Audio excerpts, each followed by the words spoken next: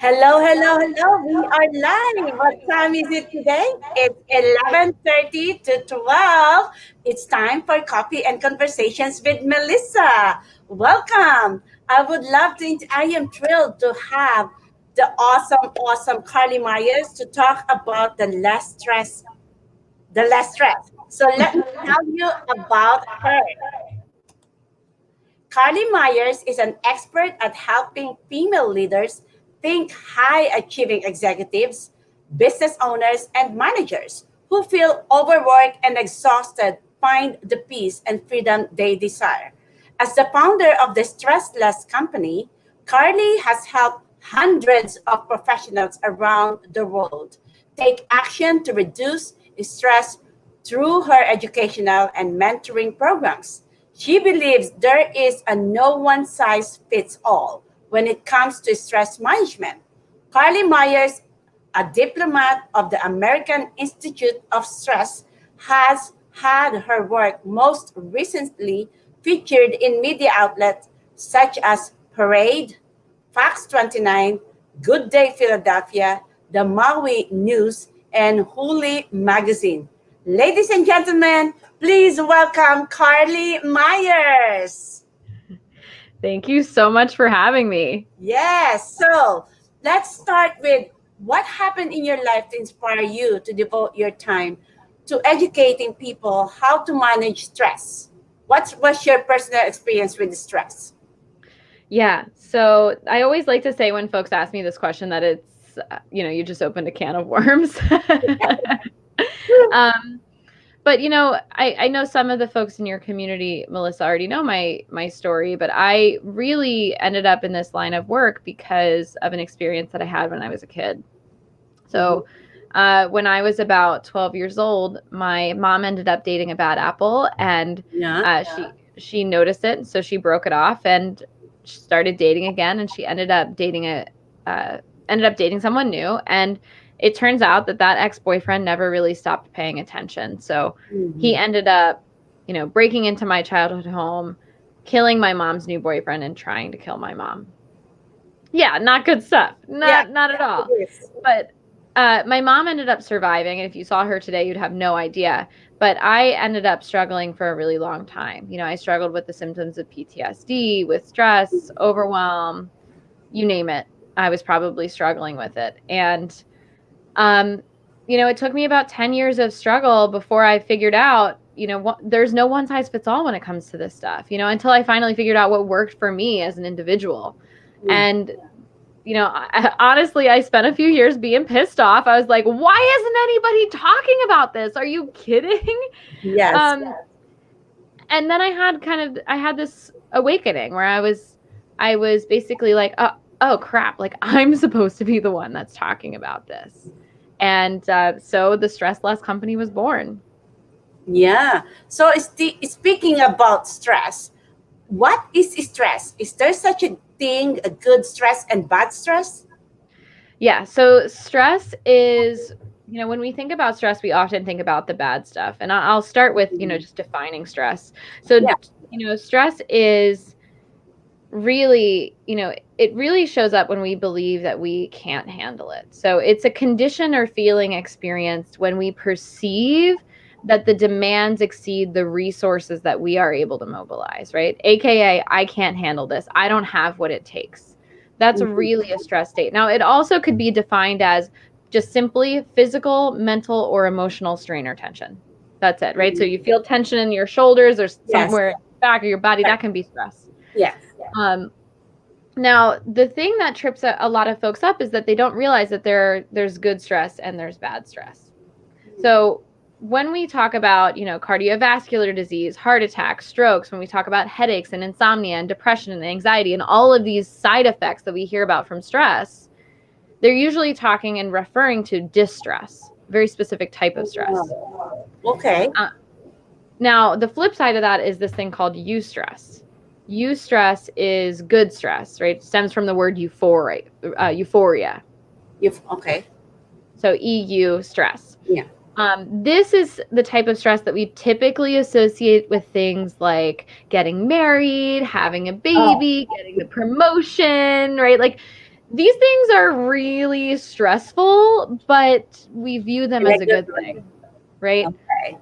Now, what's Hmm. really interesting about these two different types of stress is that they actually create two different physiological responses in the body. Okay. So, distress actually, our blood vessels actually constrict. So, the blood's having trouble moving through our bodies, the oxygen's having trouble getting to our brains, we're having trouble focusing, right? Mm-hmm. And eustress, our blood vessels actually expand. So our blood's able to more easily flow through our bodies. We're able to focus. We're able to rise to the occasion. And it's all the only difference between these two things is the perception. It's not the stressor, it's the perception that it's a good thing, which is really interesting, really So powerful. stress for the good thing is kind of like excited. Is that the stress excited? Is Yeah. it something like that? With the bad things, with the bad stress is like fear, loneliness, or something like that. Did Well, I? I would say that stress, that anxiety, that anxious, like worried feeling is very Mhm. similar. That like nervousness is very similar to excitement in the way it like Oh. physiologically shows up in the body, and it's just a matter of your mind labeling that physical response. Is Mm. this bad? Is this good? So it's So very similar in the body. You still get the flutters, you may get sweaty armpits, right? You may have that physiological response, but it's the mental label you put on it. so speaking about stress, what are the causes of stress from all the clients you have worked with? That tends to be the most common situation people tend to stress about. Yeah. So most of my clients are coming to me as, female leaders. So they're managing teams, they've got businesses, they're trying to get that promotion, they are hustling, they're working really, really hard. Maybe they're working, 14-hour days, 12-hour days. They're exhausted and they're stressed out. In addition to their businesses, they've got other things going on in their lives. They've got a lot of responsibilities. So I would say just having all of those responsibilities, being taught the hustle mindset that you, in order to make good money, that you have to just push, push, push, push. Yes. That's really what I'm seeing. On a macro scale, though, the top stressors in the United States are money, job, and job pressure. So it depends on if you're male or female, which one comes first, right? So if you're a woman, you're likely your number one stressor is money, and your second stressor is job pressure. If you're a man, it's flipped. First job pressure, then money. Women sometimes boys. What was that? Women sometimes boys for singles. So yeah, so it's interesting from that perspective. I think 2020 we've got a whole new, a whole new ball game that we're dealing with in terms of top stressors. But that is definitely what I'm seeing. And when we're talking about leadership and female leaders specifically, in 2020 has brought us to a breaking point in terms of stress. Because before we were hustling to make money or to get to the next level in our career.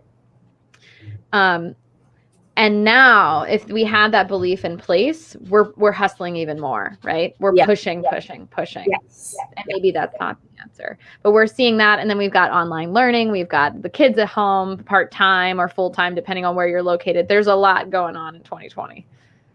So why reduce stress? How does stress affect our lives? Well, we circle back to what I shared earlier, which is, dealing with things like the side effects of stress, right? So we have, the mental health concerns like depression and anxiety, and then we have the social withdrawal. Mm-hmm. We also have, the physical symptoms like headaches, insomnia, not being able to sleep. And then we have those bigger picture, I wouldn't call them bigger picture, but the things that we hear about all the time, the scary stuff, the cardiovascular disease, the heart attacks, the strokes. Yes. And we're not able to focus. We're not able to be as productive as we can be because we're in fight, flight, or freeze mode. So when we really boil all of that down, not only is it affecting our mental and physical health, it's also affecting our relationships. It's affecting our wallets. It's affecting our peace of mind and our happiness at the end of the day. So when we think about, I'm stressed, it's no big deal, it's actually creating a pretty negative ripple effect in our lives. So what steps can be taken to significantly reduce stress, especially amidst tomorrow's US election? What steps can be taken proactively to prep or potential stressful situation? What are the steps can be done in the moment? Yeah. So, I mean, when we're thinking about the election Yeah. specifically, if you're located in the US, you're watching this. Maybe you're not and you're still stressed out about our election. Yeah. um, you know, we at the Stress Less company, we have this thing called the Stress Less method. It's a 7-step unique methodology that every single client works through themselves to find that emotional freedom. The very first step is deepening our spiritual understanding. Now, to be clear, when we say spirituality at the Stress Less company, what we mean, our definition that we lovingly created is spirituality is the undefined thing that leads us from a place of struggle or suffering to a beautiful state of mind. So it's the undefined thing that leads us from a place of struggle to a beautiful state of mind. So it literally can be anything. Anything at all. It can be higher self, it could be the universe, it could be God, it could be, the trees, it could be Mother Earth, it could be spirit, it could be an old shoe. It really doesn't matter what it In your is. beliefs, right? In your It beliefs. and Okay. and a lot of times it can be, the step is all about developing those beliefs, right? Because we may have had certain beliefs growing up and maybe we feel jaded with those, right? And we want to create new, or we want to let go, or we want to heal that spiritual trauma that maybe we've had at some point in our lives. But the real importance of this step is that we are enabling ourselves to let go of the things that are outside of our control, hand those off, and focus on the things that, so then we have the space and the time and the energy to focus on the things that are inside of our control. Take the election as an example. A lot of us are finding ourselves worried and nervous and even scared because we're afraid of the actions that this Yes. future presidential candidate will take Yes. should he enter office. Well, we can't control the actions of others. That is something that is completely out of our control. Yeah. So having this spiritual connection enables us to say, I'm going to let go of this person's actions, this person's thoughts, this person's feelings, etc. I'm going to hand this off to this spiritual entity, whatever it is for me. And then I'm going to shift, with that extra space that I've created, I'm going to shift my focus to what I can control.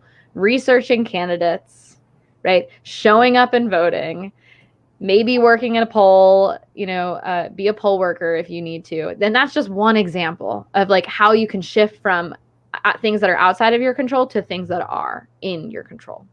Yeah.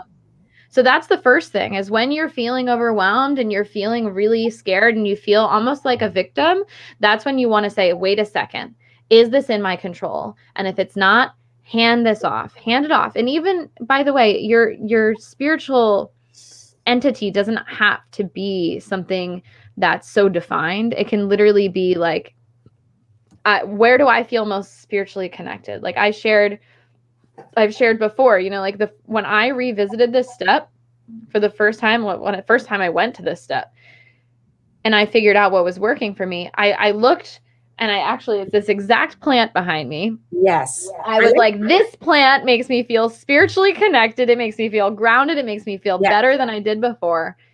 And I looked out my window here, and there's a tree that loves to sway so gracefully in the wind. And I said, that tree makes me feel spiritually connected and grounded. And the sun on my skin and the feeling of dirt in my hands, like that was my spiritual connection. And I didn't define it. I wasn't like, Mother Earth, yay. Like, no, I was just like, these things make me feel spiritually connected. And I'm going to say, you know what? The energy of this, can you please take this from me? Can you handle this? Because like clearly you're a tree in the middle of a hurricane. You can handle it more than I can. But it's about that handoff. It's just that mental handoff so that you can focus on what's within your control. That would be the first thing that I recommend. Oh, good. What are the different methods to coping with stress? Can you repeat that? What are the different methods to coping with stress? So, I think that I want to clarify that there's nurture versus numbing. So we want to make sure that when we're trying to cope with stress, we're not numbing, right? So we're not eating our feelings. We're not Netflix binging to avoid reality. We're not drinking, doing all these things to avoid. And by the way, any activity that we could do, even if it's running, even if it's going to the gym, even if it seems healthy on the surface, if we're doing it to numb, that's not going to work, right? That's not a healthy way to cope with stress. Many of us have found our place in that space due to necessity, but it is not the direction we want to go. The intention should be, in terms of coping with stress, that we're going to do these activities to get out of fight, flight, or freeze mode. We're going to do them so that we can create the space to see and process what's going on, so that when we return back to the stressor or the task at hand, we're able to tackle it.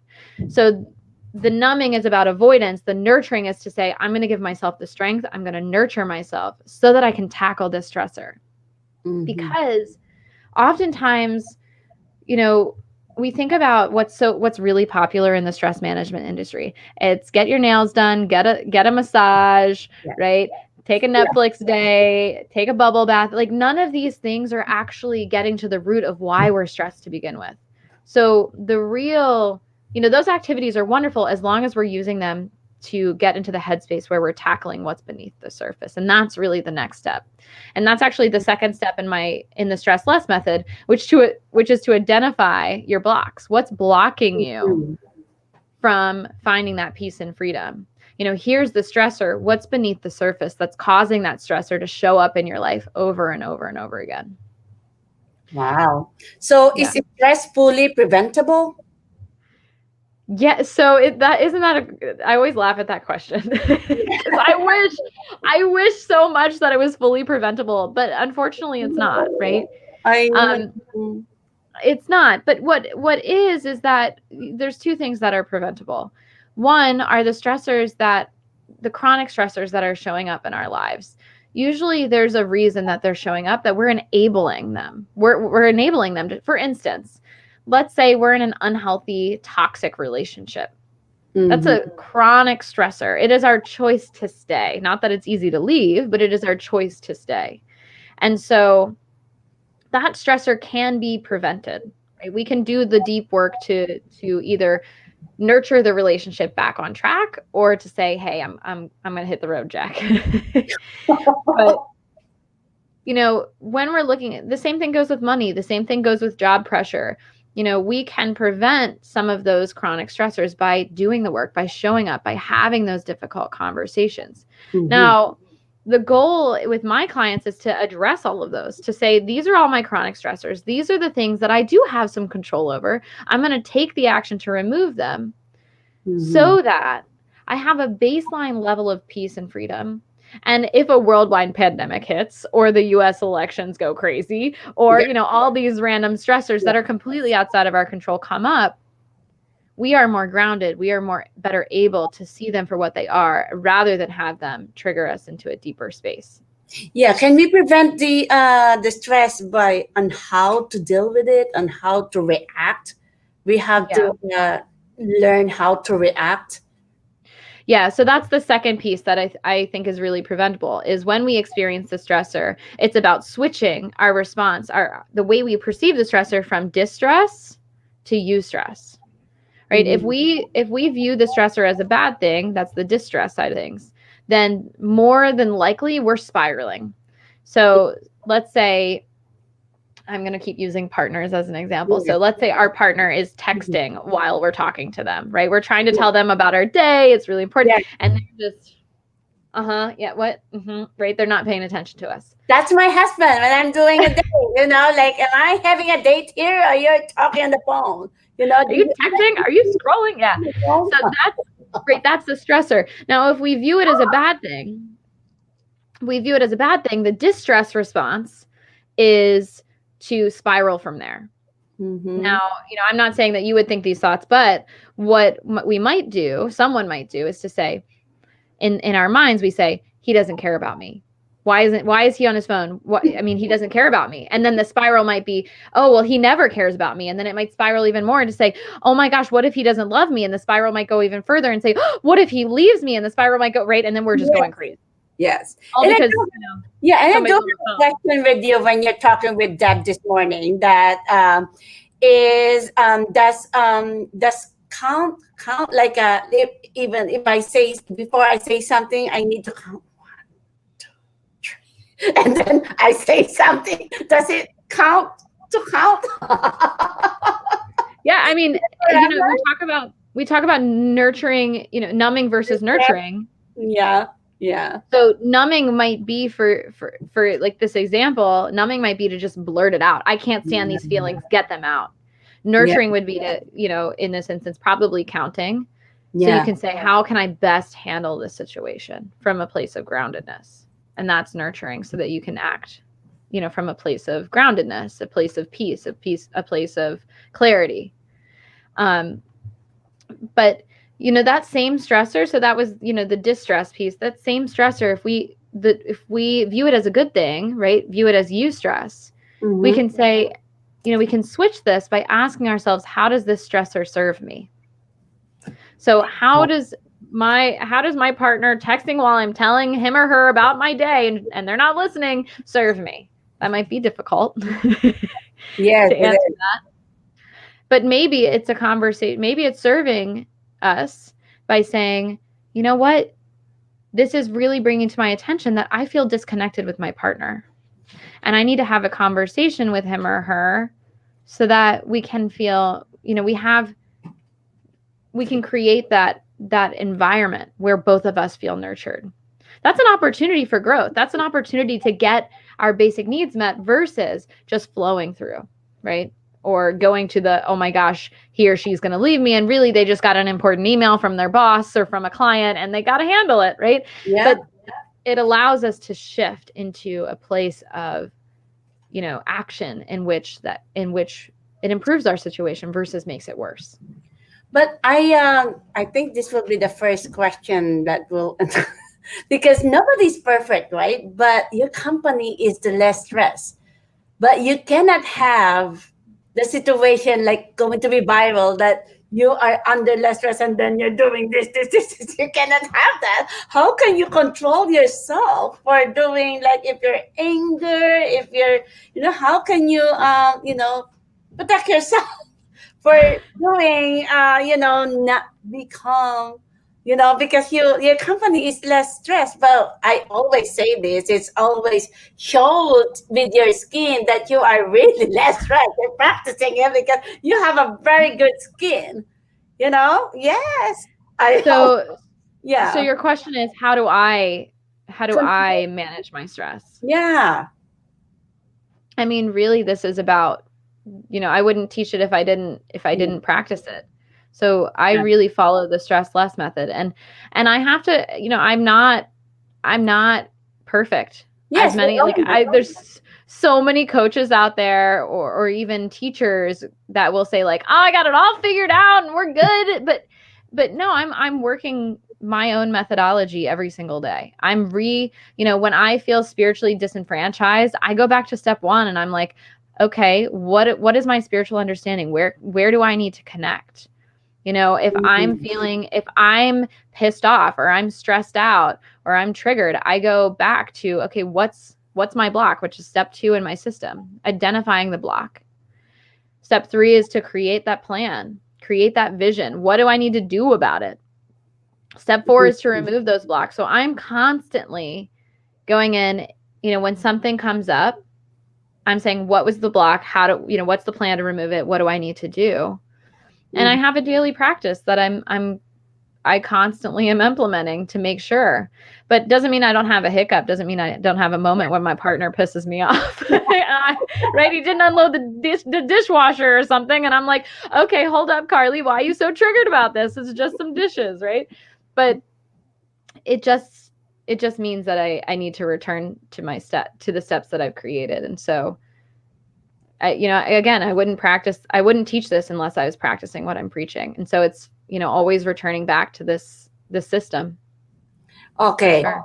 For those people who wants to reach out with you to be a speaker, to help them or something like that, what are the things that triggers your stress? What are the things like you know? What so we will now so the connectors, the networkers, like will know what not to do for Carlee.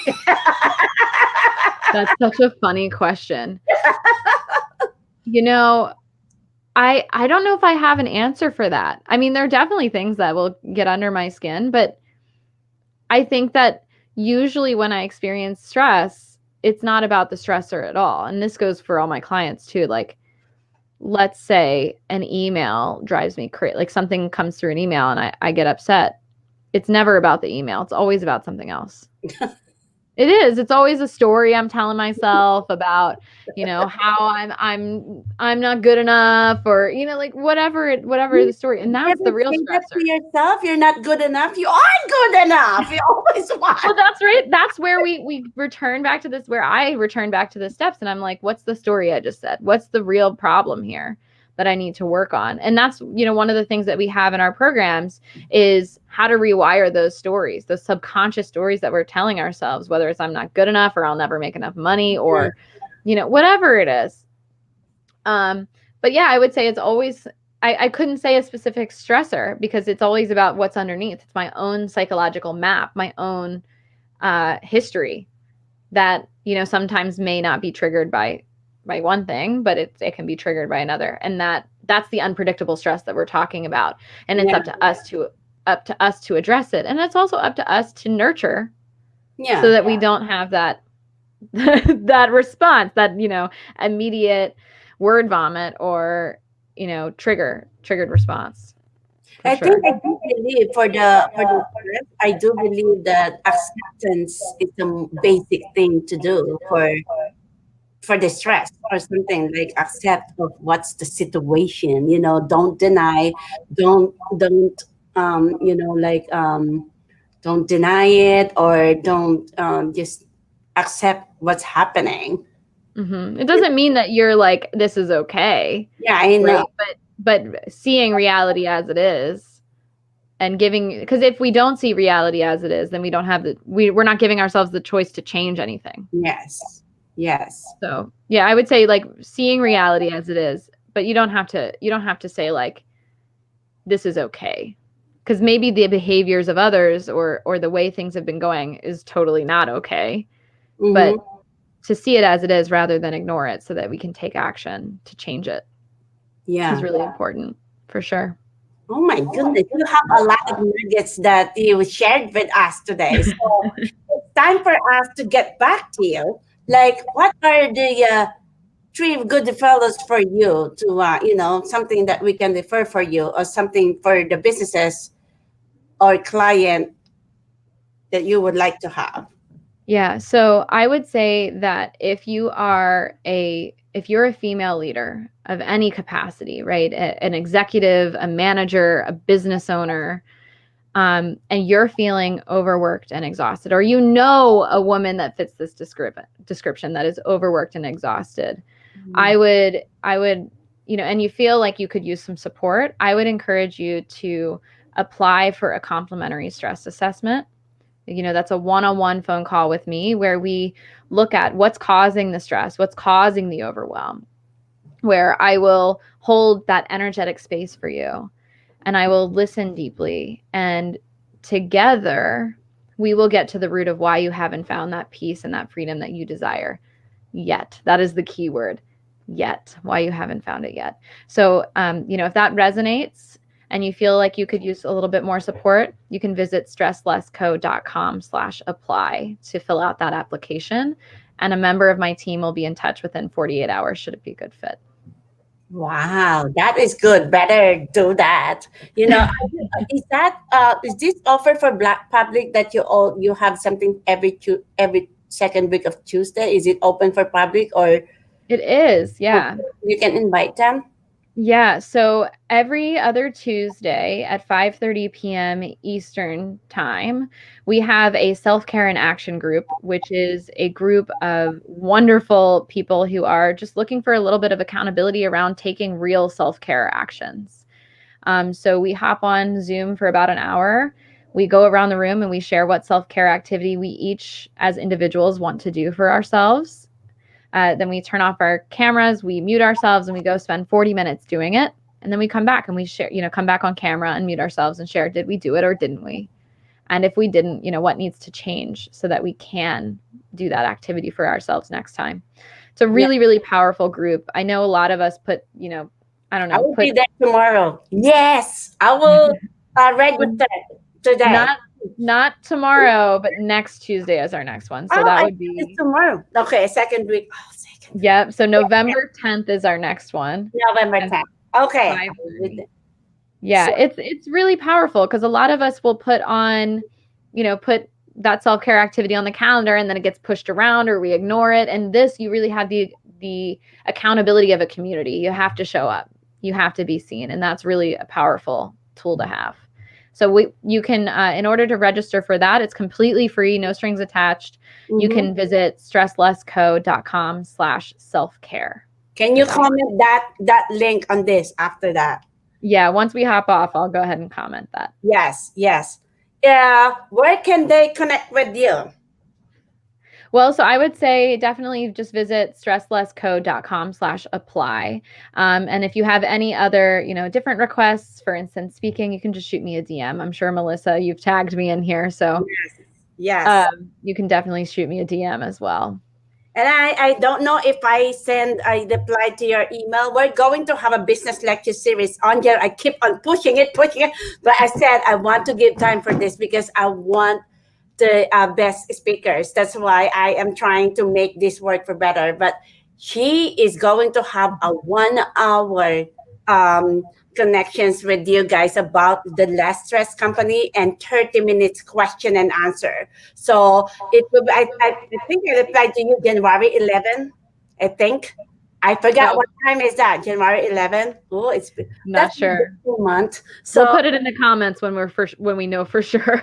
Yes, I will definitely. But coming soon on January, we're going to have a business lecture series, and Carlee, because Carlee's what she does is going to help us because of what's happening in this world. We need to cope up on how to deal with this freaking stress because we have so much in 2020. And January will be a good time for it because we're going to be inducting a new or introducing a new president into the White House. So New year, new president. That is awesome to welcome New Year. The whole 9 yards. Yes. Oh, we're representing some. I don't want to do that. Like I just ask him, what is blue? What is red? So I ask him that. So thank you so much, Carlee. I always like. I listen to your 5 minutes business presentation. And even if I know it already, I always have like that video. I'm always entertained with your, not entertained, like happy, like captured. Yeah. I'm still in the moment. I'm always in the moment when you share something of what you do. But you really teaching us, to handle the stress. What more if they're going to hire you for the stress? So looking forward for next year business lecture series, and we will update you as soon as we can. So if we have this thing to put this together.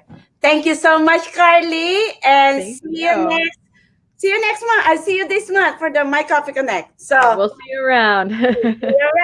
Thank you so much. Have a great day. Bye. Bye.